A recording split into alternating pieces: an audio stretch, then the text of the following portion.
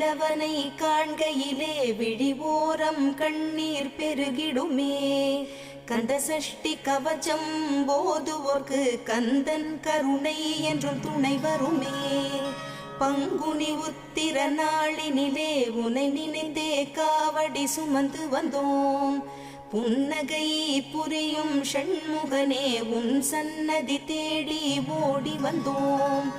உன் பதம் பணிவது என் தவமே, என் மனதில் நிறைந்திடும் உன் முகமே.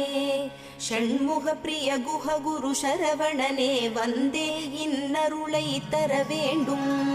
தென்பழனி மலையில் ஆண்டி முகம், சென்னி மலையில் முருகனின் கருணை முகம்.